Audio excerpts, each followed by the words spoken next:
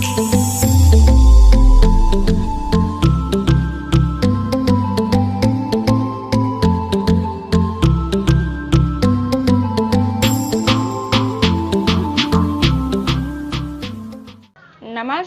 तो कैसे हो आप सभी का हमारे YouTube चैनल मीठी स्टडी क्लासेस में बहुत बहुत स्वागत है। तो आज हम नारीश्वर चैप्टर स्टार्ट करने जा रहे हैं, जिसके लेखक है रामधारी सिंह दिनकर। तो चैप्टर स्टार्ट करने से पहले हमेशा की तरह पहले लेखक परिचय जानेंगे। तो रामधारी सिंह दिनकर का जन्म 23 सितंबर 1908 ईस्वी को, निधन 24 अप्रैल 1974 ईस्वी को। जन्म स्थान सिमरिया, बेगूसराय, बिहार। माता का नाम मनरू देवी एवं पिता का नाम रवि सिंह। पत्नी श्यामवती देवी। शिक्षा प्रारंभिक शिक्षा गांव और उसके आसपास। 1928 में मोकामा घाट रेलवे हाई स्कूल से मैट्रिक, तो मैट्रिक के ये मोकामा रेलवे घाट से। 1932 में पटना कॉलेज से बीए ऑनर्स इतिहास, तो इतिहास से ये ऑनर्स किए हैं। वृत्ति प्रधानाध्यापक एचई स्कूल बरभीगा, सब रजिस्ट्रार, सब डायरेक्टर जनसंपर्क विभाग में। बिहार विश्वविद्यालय में हिंदी के प्रोफेसर, तो ये विश्वविद्यालय में प्रोफेसर भी बने। भागलपुर विश्वविद्यालय में उपकुलपति, हिंदी सलाहकार के रूप में भी कार्य। साहित्य अभिरुचि। 1925 में छात्र सहोदर में पहली कविता प्रकाशित, तो इसकी जो पहली कविता प्रकाशित हुई वो हुई छात्र सहोदर में। देश पटना, प्रकाश, बेगूसराय, प्रति कन्नौज में। छात्र जीवन में अनेक रचनाएं प्रकाशित। 21 वर्ष की अवस्था में पहली कविता पुस्तक प्रणभंग प्रकाशित। जब इसका उम्र 21 वर्ष हो रहा था तभी इसकी पहली कविता प्रकाशित हुई, जिसका नाम था प्रणभंग। कृतियां, प्रमुख काव्य कृतियां, तो कविता जो लिखे थे वो है इसका प्रणभंग 1929 में लिखे, रेणुका 1932 में, हुंकार 1938 में, रसवती 1940 में, कुरुक्षेत्र 1946 और रश्मि रति 1952 में, नील कुसुम 1954 में, उर्वशी 1961 ईस्वी में, परशुराम की प्रतीक्षा 1963 ईस्वी में, कोमलता और कवित्व 1964, हारे को हरिनाम 1970 ईस्वी में। तो ये सब इसका कविता है। तो आगे देखते हैं इसका कहानी भी, ये कहानी भी लिखे हैं। तो प्रमुख कृतियां, मिट्टी की ओर 1946 ईस्वी में, अर्धनारीश्वर 1952 ईस्वी में, संस्कृति के 4 अध्याय 1956 ईस्वी में, काव्य की भूमिका 1958 में, और वट पीपल, तो वट पीपल लिखे हैं 1961 ईस्वी में। शुद्ध कविता की खोज 1966 ईस्वी में, दिनकर की डायरी 1973 आदि। पुरस्कार एवं सम्मान, तो ये सब तो उसका कविता और कृतियां हो गया। अब इसको सम्मान भी मिला है और पुरस्कार क्या क्या मिला है, तो आइए देखते हैं। संस्कृति के 4 अध्याय पर साहित्य अकादमी, तो संस्कृति के 4 अध्याय जो किताब लिखे थे उस पे इसको मिला है साहित्य अकादमी पुरस्कार। एवं उर्वशी पर भारतीय ज्ञानपीठ पुरस्कार, तो उर्वशी लिखने पे इसको मिला भारतीय ज्ञानपीठ पुरस्कार। राज्यसभा के सांसद, पद्म भूषण एवं कई अलंकरणों से सम्मानित, राष्ट्र कवि के रूप में समादूत। तो अब अर्धनारीश्वर का थोड़ा सा टेलर में जानेंगे। तो यहाँ उनका प्रसिद्ध निबंध अर्धनारीश्वर प्रस्तुत है। अर्धनारीश्वर भारत का एक मिथ्य के प्रतीक है, जिसमें दिनकर जी अपना मन, चिंता, आदर्श निरूपित होते देखते हैं। यह उनका प्रिय प्रतीक है, जो प्राय उनके काव्य और गद्य साहित्य में प्रत्यक्ष और परोक्ष रूप में व्यक्त होता है और काम करता दिखलाई पड़ता। जीवन भर यह दिनकर का उपास्य आदर्श बना रहा। उनकी संवेदना, भावबोध और काव्य संस्कार पर गहरा असर है। इस प्रतीक के सांस्कृतिक अभिप्राय क्या है? क्या यह आज के सामान्य मनुष्य और सभ्यता के लिए भी कोई अर्थ और संदेश रखता है? दिनकर इस परिप्रेक्ष्य में इस निबंध में विचार करते हैं। दिनकर के जन्म शताब्दी वर्ष इस प्रिय प्रतीक पर उनके द्वारा फुर्सत से सोचते हुए, लिखते हुए इस निबंध द्वारा हम लेखक के मौलिक अखंड स्वरूप एक झलक पा सकते हैं, जो प्रायः ओट और धुंधल के में रहता आया है। तो क्या है, जो छिपा हुआ रहता है जिसे हम आधुनिकता कहते हैं, वह एक प्रक्रिया का नाम है। यह प्रक्रिया अंधविश्वास से बाहर निकलने की प्रक्रिया है। यह प्रक्रिया नैतिकता में उदारता बरतने की प्रक्रिया है। यह प्रक्रिया बुद्धिवादी बनने की प्रक्रिया है। यह प्रक्रिया धर्म के सही रूप पर पहुंचने की प्रक्रिया है। आधुनिक वह है जो मनुष्य की ऊंचाई उसकी जाति या गोत्र से नहीं बल्कि उसके कर्म से नापता। आधुनिक वह है जो मनुष्य को समान समझता है। तो ये दिनकर जी बोलते हैं। तो चैप्टर है अर्धनारीश्वर। तो अर्धनारीश्वर लिखे हैं ये 1952 ईस्वी में। अर्धनारीश्वर शंकर और पार्वती का कल्पित रूप है, यानी कि अर्धनारीश्वर मतलब हो गया आधा नर और आधा पुरुष। तो ये जो है शंकर और पार्वती जी के मिले हुए रूप हैं, जिसका आधा अंग पुरुष और आधा अंग नारी का होता है। एक ही मूर्ति की दो आंखें, एक रसमयी और दूसरी विकराल। तो एक ही मूर्ति का दो आंख है, जो एक क्या है शांत है और एक विकराल है।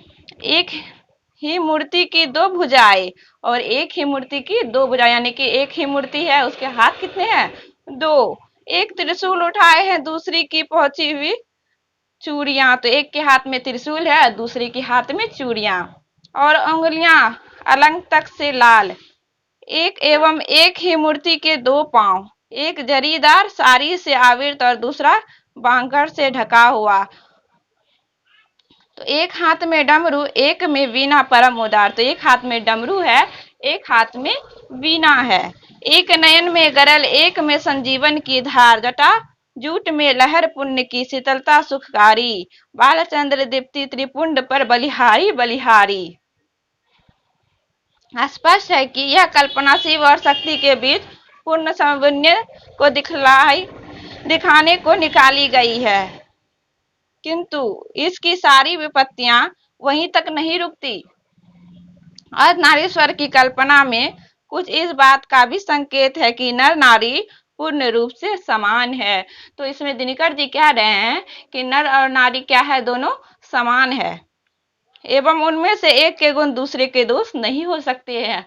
अगर कोई कोमलता का गुण अपना लिया है, पुरुष होकर के कोमलता का गुण अपना लिया है और स्त्री होकर कठोरता का गुण अपना ली है, तो इसका मतलब ये नहीं है कि दोनों गलत हो जाएगा। तो एक का गुण अगर दूसरा कोई अपना लेता है तो वो दोष कदापि नहीं हो सकता है। अर्थात नरों में नारियों के गुण आए तो उनसे उनकी मर्यादा ही नहीं होती। तो क्या बोल रहे हैं कि नर में अगर नारियों का गुण आ जाए तो मर्यादा हीन नहीं होती, उसकी बुद्धिता में वृद्धि होती है। किंतु पुरुष और स्त्री में अर्धनारीश्वर के हर रूप आज कहीं भी देखने को नहीं आता। संसार में सर्वत्र पुरुष है और स्त्री स्त्री। तो सब क्या समझता है, अगर पुरुष है तो नहीं ये पुरुष है, ये कठोर व्यवहार करेगा। जो स्त्री है तो वो नहीं, वो कोमलता का ही व्यवहार करेगी। पर ऐसा कुछ नहीं है। नारी समझती है कि पुरुष के गुण सीखने से उसके नारित्व में बट्टा लगेगा। तो उसको क्या कहा गया है कि नारी लोग अगर पुरुष लड़का लोग की तरह कुछ करने लगी तो क्या होता है उसमें, तो उसको दूसरा को उदाहरण देता है क्या, तो वो ऐसा अपने आप को पहले समझने लगती है कि नहीं ऐसे करने से सब बुरा भला कहेगा। इसी प्रकार पुरुष भी स्त्रीचित गुणों को अपनाकर समाज में स्त्री कहलाने से घबराता है। तो कोई इसी में पुरुष लोग स्त्री का व्यवहार अगर सीख ले, जैसे कि स्त्री का व्यवहार है कि शांत रहना, कोमलता का व्यवहार करना, तो लड़का लोग का ज्यादा क्या आदत होता है, गुस्सा से बोलना। तो वो अगर नॉर्मल बोल रहा है तो क्या वो बोल देगा उसमें कि स्त्री का गुण अपना लिया है। किंतु ऐसा लगता है कि गुणों का बंटवारा करते समय पुरुष और नारी से उसकी राय नहीं पूछी। तो क्या बोला जा रहा है इसमें कि जब गुण का बंटवारा हो रहा था तभी तो राय पूछा नहीं गया। ऐसा लग रहा है कि उससे राय पूछा नहीं गया। अपने मन से उसने जहां चाहा नारी को बिठा दिया। स्वयं तो वह वृक्ष बन बैठा और नारी को उसने लता बना दिया। तो वृक्ष क्या होता है, सीधा अपने से खड़ा रह सकता है, पर लता बिना किसी के सहारे का खड़ा नहीं रह सकता। तो लता को स्त्री बना दिया और पुरुष को पेड़ बना दिया। स्वयं तो वह वृत्त बन गया और नारी को उसने कली मान लिया। तब से धूप और पुरुष तब से धूप पुरुष और चांदनी नारी रही। तभी से धूप को पुरुष का संज्ञा दे दिया गया और चांद को नारी का। ग्रीष्म और नर यानी तब से धूप पुरुष और चांदनी नारी रही है। तो क्योंकि धूप यानी कि सूरज का उपमा दिया गया पुरुष को और चांद का उपमा दिया गया स्त्री को, क्योंकि पुरुष सूरज के तरह क्या होता है, गर्म होता है, और स्त्री क्या होती है, शांत व्यवहार की होती है, इसीलिए उसको चांद का उपाधि दिया गया। ग्रीष्म नर और वर्षा मादा रही है। विचार पति और भावना पत्नी रही है। जहाँ भी कर्म का कोई क्षेत्र है, अधिकार की कोई भूमि है और सत्ता का कोई सीधा उत्स है, उस पर कब्जा नारी का नहीं नर का माना जाता है। अगर कोई चीज में अगर उठना है, जैसे कोई काम वगैरह रहा, बाहरी काम रहा, जैसे वोट में उठना है, तो क्या कर दिया, ये सब में नहीं, स्त्री नहीं उठेगी, स्त्री क्या करेगी, घर में रहेगी, पुरुष इसमें भाग लेगा। तो सब चीज में अधिकार कौन ले लिया, पुरुष ले लिया। उस पर कब्जा नारी का नहीं नर का माना जाता है। नर है विधाता का मुख्य तंतुवाय, जो वस्त्र बुनकर तैयार करता है। नारी का काम उस वस्त्र पर छींटे डालना, यानी कि पुरुष क्या क्या वस्त्र बना दिया और नारी का काम है उस वस्त्र में फूल वूल लगाना, यानी उसमें छींटे डालना। नर है कुदाल चलाने वाला, तो नर को क्या बताया कि नर क्या है, शक्तिशाली है, वो कुदाल चलाएगा। बलशाली किसान जो मिट्टी तोड़कर अन्न उपजाता है। नारी का काम दोनों को अरोचना परोसना है। तो इसमें क्या कह दिया कि पुरुष काम करके लाएगा, ये सब जैसे जो भी किसान सब काम करेगा, जैसे चावल वगैरह ये सब जो रहेगा, उसको स्त्री क्या करेगी, अरोचेगी परोचेगी, यानी कि उसको चुनना और बीछने का काम दे दिया गया, क्योंकि नारी को क्या समझा जा रहा है, कमजोर समझा जा रहा है। नर है नदियों का वेगमय प्रभाव, नारी उसमें लहर बनकर उड़ती गिरती रहती है। सिंहासन तो वस्तुतः राजा के लिए होता है, रानी उसके वामांग की शोभा मात्र है। तो सिंहासन किसके लिए बताया गया है, राजा के लिए, और रानी उसके बगल में क्या कर रही है, बस शोभा मात्र है। सत्य है राजा का गिरवा और विशाल वक्षोदेश रानी पर मंदार हार बनकर झूलने के लिए है। राजा काया और रानी छाया के प्रतीक है। सत्य का साकार रूप तो राजा का ही होता है। रानी है कल्पना की रंगीन जाली और सपनों की मीठी मुस्कान, जो जीवन में उतरी तो वाह वाह और नहीं उतरी तो वाह वाह। कहावत चल पड़ी है, पुरुष एने छे दिवेसर ज्वाला तप्त रौद्र दाह, कामिनी एने छे यामिनी शांति सिमरन वारी वाह। तो दिवस की ज्वाला और तप्त धूप ये पुरुष की लाई हुई चीजें हैं। कामनी तो अपने साथ यामिनी की शांति लाती है, यानी कि लड़की लोग का व्यवहार क्या होता है, शांत होता है, इसीलिए बोला जा रहा है कामनी तो अपने साथ यामिनी की शांति लाती है। किंतु कवि की यह कल्पना झूठी है। यदि आदि मानव और आदि मानवी आज मौजूद होते तो ऐसी कल्पना से सबसे अधिक आश्चर्य उन्हें ही होता, और वे कदाचित कहते भी कि आपस में धूप और चांदनी का बंटवारा हमने नहीं किया था, हम तो साथ साथ जन्मे थे तथा धूप और चांदनी में, वर्षा और आतप में साथ ही घूमते भी थे, बल्कि आहार संचय भी हम साथ ही निकलते थे, और अगर कोई जानवर हम पर टूट पड़ता तो हम एक साथ उसका सामना भी करते थे। तो आदि मानव लोग क्या करते थे, उसमें तो पुरुष और स्त्री दोनों रहते थे, तो दोनों हर चीज का सामना डटकर करते थे। तो अगर वो लोग ये बात सुन लेते तो वो लोग क्या करते, आश्चर्य करते कि क्या हो रहा है, धूप और चांदनी में बंटवारा कर दिया गया है। उन दिनों नर बलिष्ठ और नारी इतनी दुर्बल नहीं थी, न आहार के लिए ही न एक दूसरे पर अवलंबित रहना पड़ता था। नारी की पराधीनता तब आरंभ हुई जब मानव जाति ने कृषि का आविष्कार किया। तो नारी कब से गुलाम रहने लगी, जब मानव ने कृषि का आविष्कार किया, जिसके चलते नारी घर और पुरुष बाहर में रहने लगा। तो इसके चलते क्या हुआ, पुरुष खेत में काम करने लगे और स्त्री घर में रहने लगी। यहाँ से जिंदगी दो टुकड़ों में बट गई, घर का जीवन सीमित और बाहर का जीवन निस्सीम होता गया। तो घर कितना जितना घर रहेगा उतनी दूर स्त्री रहेगी, लेकिन पुरुष बाहर रहने लगा तो पूरा दुनिया तो असीमित है। तो इसीलिए बोला गया बाहर का दुनिया असीमित और घर का दुनिया सीमित हो गया।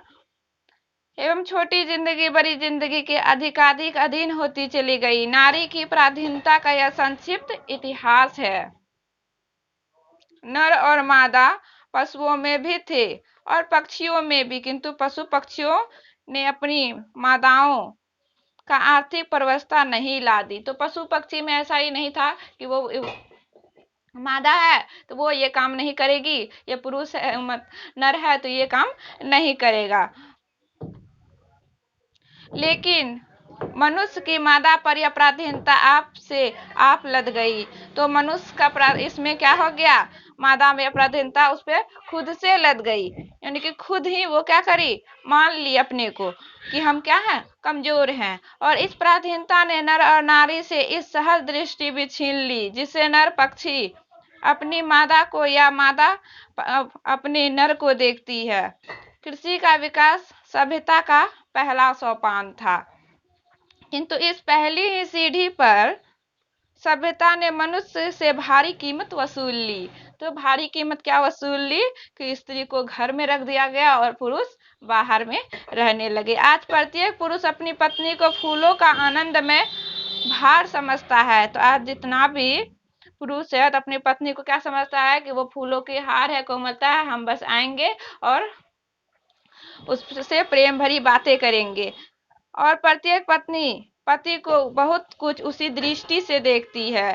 तो जिस दृष्टि से लता अपने वृक्ष को देखती होगी, तो जिस तरह पेड़ सब में लता सब लपटा हुआ रहता है तो क्या होता है, लता पेड़ पर आश्रित होता है, तो जिसके कारण वो एकटक से वृक्ष को निहारती है। तो उसी तरह यहाँ पे वृक्ष और लता का उपमा दिया गया है। लता को स्त्री मतलब बताया गया कि स्त्री है तो वो क्या कर रही है, जिस तरह पेड़ पे लता लपटा हुआ रहता है उसको देखता है, उसी तरह स्त्री क्या करती है, देखती है। इस पराधीनता के कारण नारी अपने अस्तित्व की अधिकारिणी नहीं रही।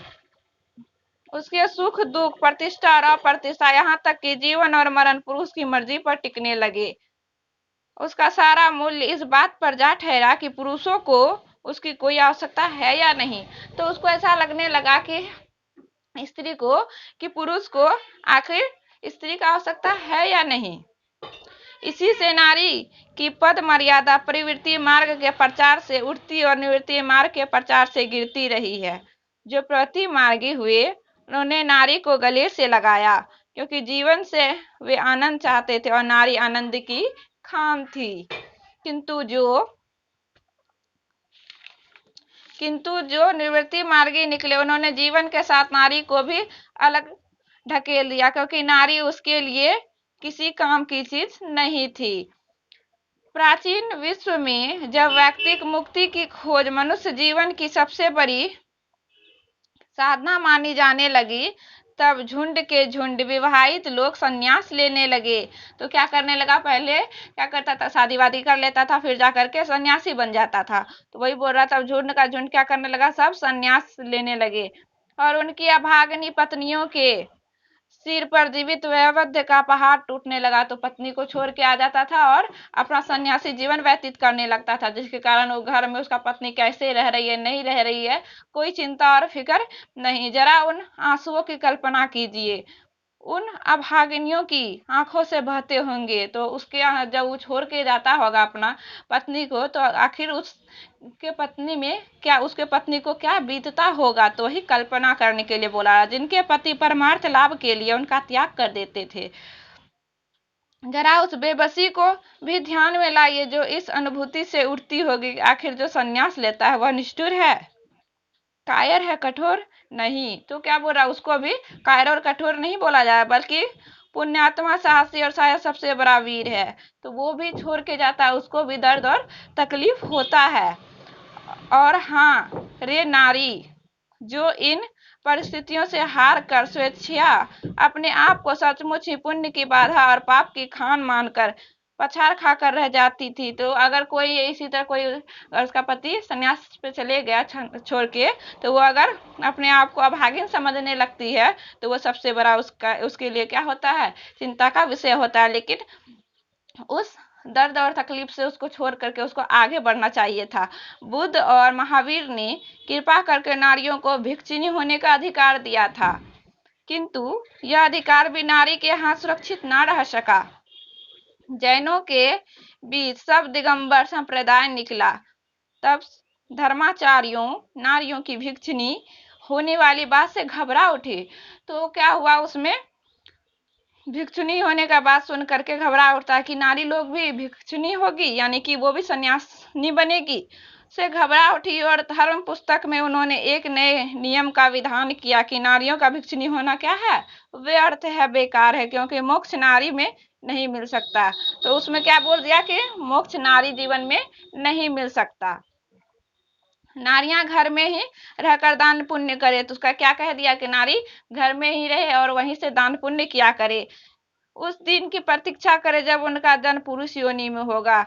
तो आप सन्यासी लेने के लिए भी किस दिन का प्रतीक्षा करना पड़ेगा, पुरुष में जन्म लेने का।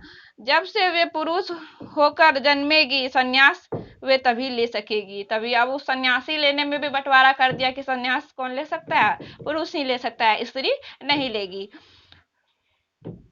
तभी उनको मुक्ति मिलेगी। और बुद्ध ने भी एक दिन आयुष्मान आनंद से इस पश्चात के साथ कहा कि आनंद, मैंने जो धर्म चलाया था वह 5 सहस्त्र वर्ष तक चलने वाला था, किंतु अब वह केवल 500 वर्ष चलेगा, क्योंकि नारियों को मैंने भिक्षुणी होने का अधिकार दे दिया है। तो ये क्या किए बुद्ध, उसको नारी लोग को भी भिक्षुणी होने का अधिकार दे देते हैं। धर्म साधक महात्मा और साधु नारियों से भय खाते हैं। विचित्र तो बात यह है कि इनमें से कई महात्माओं ने तो विवाह भी किया और फिर नारियों की निंदा भी की। और तो क्या बात है कि सन्यासी जो लिए हैं उसमें से बहुत सारा साधु संत शादी भी करते हैं और फिर बाद में स्त्री का निंदा भी करते हैं, यानी स्त्री का बुराई भी करते हैं। कबीर साहब का एक दोहा मिलकर है, नारी तो हमको हूँ करी, नारी तो हम हूँ करी, तब न किया विचार, जब जानी तब परिहारी, नारी महाविकार। यानी कि जब उसके पास थी तभी तो बहुत अच्छा, लेकिन जब छोड़ के चला जाता है तो उसको क्या होता है, खुद से कुछ बोलता है, उसका निंदा करता है, तब उसके लिए वो खराब हो जाती है। नारियों की यह अवहेलना हमारे अपने काल तक भी पहुंची है। ब्रह्मांड शाह ने नारी को अहेरिन और नर को अहेर माना है। तात्पर्य यह है कि अहेर को अहेरिन के पास से बचकर चलना चाहिए। बहुत नीचे के स्तर पर कुछ ऐसी है प्रतिक्रिया उन कवियों की भी है जो नारी को नागिन या जादूगरनी समझता है, लेकिन यह सब बातें झूठी है। तो उसको क्या कहा गया, नारी को नागिन का संज्ञा दिया गया और जादूगरनी का, जिनकी इजाद पुरुष इसलिए करता है कि उनसे अपनी दुर्बलता अथवा कल्पित श्रेष्ठता के दुलारने में सहायता मिलती है। असल में विकार नारी में भी नहीं और नर में भी नहीं, तथा नाग और जादूगर के गुण भी नारी में कम पुरुष में अधिक होते हैं। तो क्या बताया गया है कि नाग का रोल सबसे अधिक किस में होता है, पुरुष में होता है। एवं आखिर तो मुख्यतः पुरुष का ही स्वभाव है, यानी गुस्सापन तो पुरुष का ही स्वभाव है। इन सब से भिन्न रविंद्रनाथ प्रसाद और प्रेमचंद्र जैसे कवियों और रोमांटिक चिंतकों ने नारी का जो रूप प्रकट हुआ है वह भी उसका अर्धनारी स्वरूप नहीं है। यानी ये सब कभी भी नारी को उतना सम्मान नहीं दिए। प्रेमचंद्र ने कहा कि पुरुष जब नारी का गुण लेता है तब वह देवता बन जाता है। तो प्रेमचंद्र क्या कहते हैं, अगर पुरुष नारी का गुण लेगा तो वो देवता बन जाएगा, लेकिन जब नारी जब नर का गुण सीखती है तो वो राक्षसी हो जाती है। तो ये कहाँ लिखा है भाई कि नर जो है पुरुष का गुण लेगी तो राक्षसी बन जाएगी।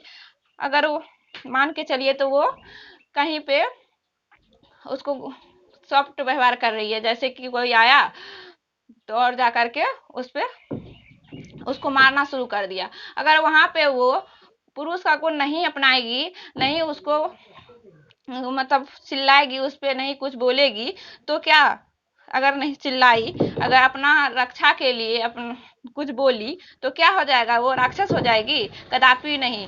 तो इसी प्रकार प्रसाद जी कि इरा के विषय में यदि यह कहा जाए कि इरा वह नारी है जिसने पुरुषों के गुण सीखे हैं, तो निष्कर्ष यही निकलेगा कि प्रसाद जी भी नारियों को पुरुषों के क्षेत्र से क्या करना चाहते हैं, अलग रखना चाहते हैं। और रविन्द्रनाथ का मत है तो और भी स्पष्ट है। वे कहते हैं नारी यदि नारी है सुधु सुधु धनवीर शोभा सुधु आली सुधु भोल भालो वासा सुधु सुमधीर छले सत्य रूप भगी माय पलके पलके फुटाए जराए बके बेंधे हंसे केंदे सेवाए सुहागे छपे चपे ता थाके सदा तबे तार सार्थक जन्म की होए कर्म कृति वीरवर शिक्षा दीक्षा तार।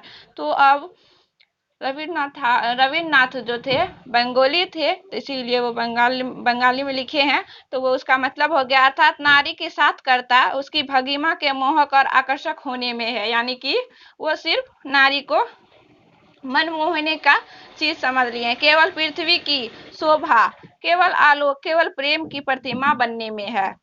कर्म कृति वीर्य बल और शिक्षा दीक्षा लेकर वो क्या करेगी, तो क्या बोल दिए कि शिक्षा उक्षा लेकर वो क्या करेगी, वो क्या है, बस मन मोहने वाली चीज है। मेरा अनुमान है कि ऐसी परिस्थितियों को लाए अभी भी बुरा नहीं मानती। सदियों की आदत और अभ्यास से उनका अंतर्मन भी यही कहता है कि नारी जीवन के साथ करता पुरुष को रिझाकर रखने में है। यह सुनना उन्हें बहुत अच्छा लगता है।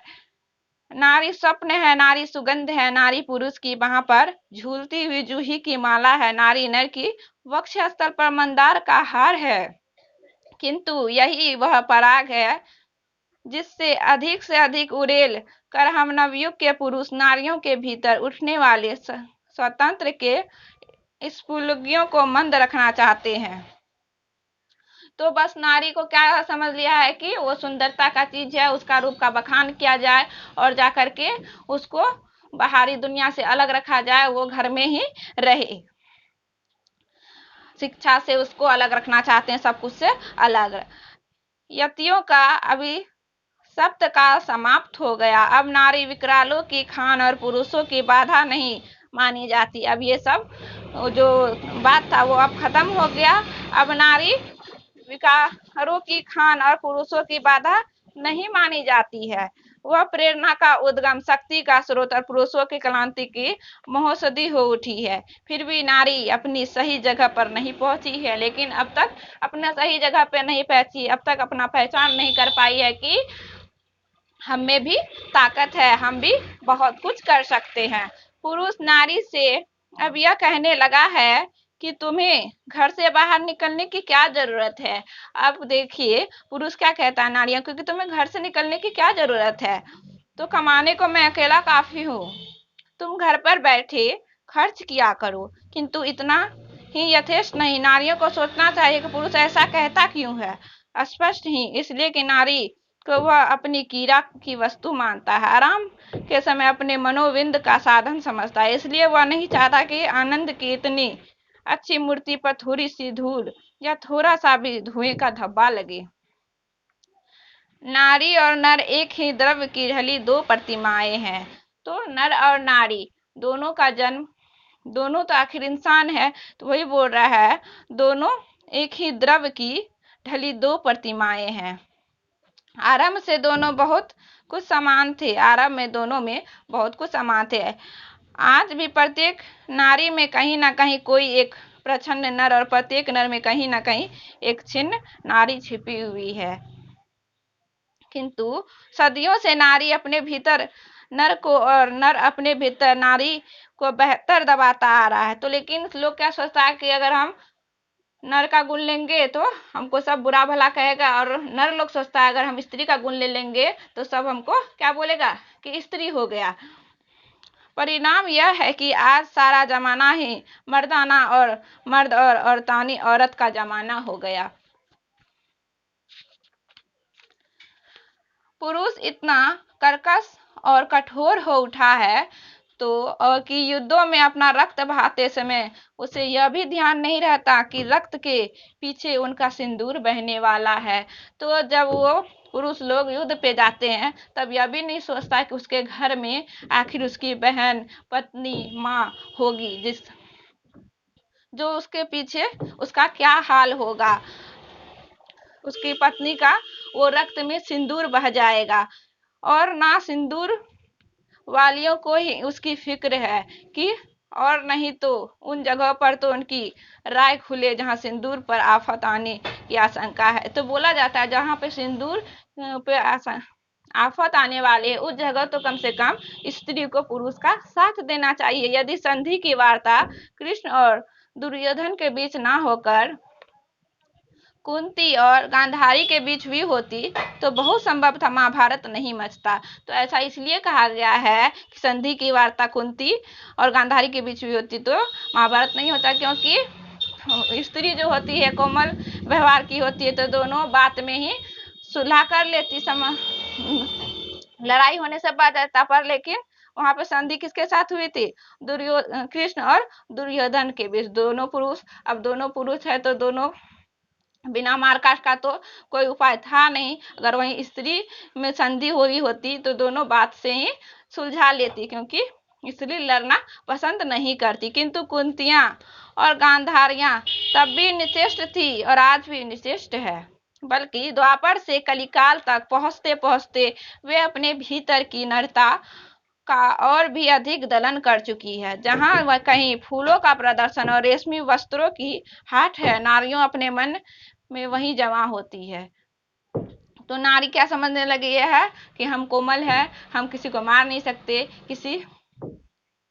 किसी के लड़ाई में साथ नहीं दे सकते, तो अपने आप को कमजोर समझने लगे। जिन कांडों से फूलों के बाग उजड़ते और रेशमी वस्त्रों के बाजार जलकर खाक हो जाते, उनके संचालन और नियंत्रण का सारा भार उन्होंने पुरुषों पर डाल रखा है। आधी दुनिया उछलने कूदने, आग लगाने और उसे बूझने में लगी हुई, और आधी दुनिया फूलों की सैर में है।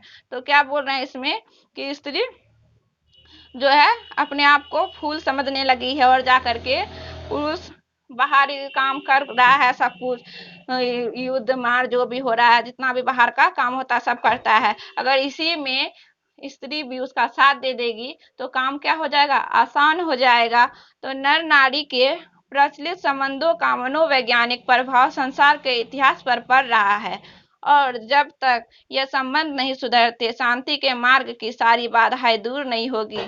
नारी कोमलता का आराधना करते करते इतनी कोमल हो गई है कि उसे दुर्बल कहना चाहिए।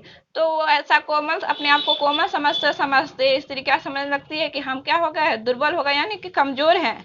उसने पुरुष से अपने आप को इतना विहीन बना लिया है कि कर्म के बड़े क्षेत्रों में पांव धरते ही उसकी पत्नियां संभालने लगती है, और पुरुष में कोमलता की जो प्यास है उसे नारी भली भांति शांत कर देती है। फिर पुरुष अपने भीतर कोमलता का विकास क्यों करे?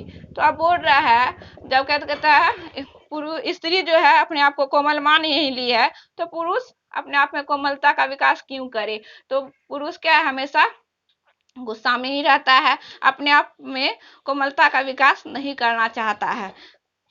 अगर कोमलता का विकास कर ले तो यथासंभव है कि क्या होगा, बहुत सा बड़ा से बड़ा लड़ाई होने से बच जाएगा इंसान। इस स्थिति से बाहर निकलने का रास्ता वह नहीं है जिसे रोमांटिक कवियों और चिंतकों ने बतलाया है, बल्कि वह है जिसकी ओर संकेत गांधी और मार्क्स करते हैं। निवृत्ति मार्गियों की तरह नारी से दूर भागने की बात तो निरी मूर्खता की बात है, और भोगवादियों के समान नारी को निरे भोग की वस्तु मान बैठना और भी गलत है। नारी केवल नर को रिझाने अथवा उसे प्रेरणा देने को नहीं बनी है। तो इसमें कहा गया है सिर्फ नारी उसको प्रेरणा देने के लिए और रिझाने के लिए नहीं बनी हुई है। नारी को भी हर काम में उसका हाथ बटाना चाहिए। जीवन यक्ष में उसका भी अपना हिस्सा है, और वह भी हिस्सा घर तक ही सीमित नहीं, बाहर भी है। तो क्या बोला गया है, स्त्री को भी बाहर जाकर के काम करना चाहिए और जाकर के पुरुष का हर कदम में उसका साथ देना चाहिए। जिसे भी पुरुष अपना कर्म क्षेत्र मानता है वह नारी का भी कर्म क्षेत्र है। यानी कि जहाँ पे पुरुष काम करता है वहाँ स्त्री भी काम कर सकती है। नर और नारी दोनों के जीवनोद्देश्य एक है। नारी और नर दोनों का उद्देश्य क्या होता है? एक होता है। फिर वो घर में आखिर क्यों रहे? वो अन्याय कि पुरुष तो अपने उद्देश्य की सिद्धि के लिए मनमाने विस्तार का क्षेत्र अधिकृत कर ले। तो क्या हुआ? पुरुष काम करने के लिए अपना मनमाने विस्तार क्षेत्र चुन लेता है, यानी कि यहाँ काम करना है, वहाँ काम करना है, वगैरह वगैरह, यहाँ पे जाएंगे वहाँ पे काम करेंगे। लेकिन स्त्री को घर में एक कोना में छोड़ देना, क्या यह सही है?